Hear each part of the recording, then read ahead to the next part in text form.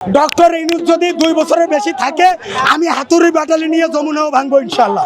আমারই তো স্বয়ং আল্লাহ রব্বুল আলামিন জানে আমি জুলাইয়ের বীর মুক্তিযুদ্ধে, স্বয়ং আল্লাহ জানে, আল্লাহর ফেরেশতারা জানে, লক্ষ কোটি মুসলমান, হিন্দু, বৌদ্ধ, খ্রিস্টান, এমনকি এই যে গাছের পাতা, ছিললাম না, গাছের পাতা, এই আকাশের পাখি, এই যে বিলের মাছ, নদীর যত প্রাণী আছে, সামুদ্রিক প্রাণী, এমনকি তিমিরা পর্যন্ত আমার 32 ভাঙার সময় তিমি, এই যে আটলান্টিক সাগরের নিচে তিমিরা পর্যন্ত মিছিল করছে আমার নামে।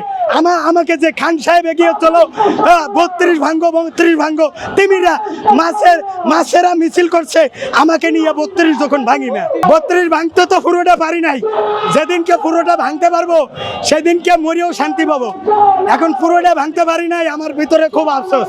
আমি ভাঙতে চাই ডক্টর ইউনূসও যদি এই নির্বাচন না দিয়া সে যদি এই ইনিয়ে বিনিয়ে ঢং করে এই 2 বছরের অধিক থাকতে চায়, তাহলে তার যমুনা ভাঙ্গে চুরমার করে দেবো আমার যদি আল্লাহ বাঁচা রাখে। ঘোড়ার ডিমের ইউনূসের চামচামি করার জন্য জুলাইয়ে যুদ্ধ করে নাই, ইউনূস কিন্তু যুদ্ধ করে নাই, সশরীরে করছে খান এম এ সিদ্দিক। সুতরাং এই গণতন্ত্র রাষ্ট্রে স্বৈরতন্ত্র তারা তত্ত্বাবধায়ক নাম দিয়া বছরের পর বছর থাকবে কি ইন্টারিম গভর্নমেন্ট, অন্তর্বর্তী গভর্নমেন্ট। আরে এখন আমরা জুলাইয়ের না খাইয়া মরি, আর এরা বিভিন্ন ধান্দায় খাইতেছে। এই জন্য আমার কথা হলো 32 ভাঙ্গে আমি ক্ষান্ত না। ডক্টর ইউনূস যদি 2 বছরের বেশি থাকে আমি হাতুড়ি ব্যাটালি নিয়ে যমুনাও ভাঙবো ইনশাল্লাহ।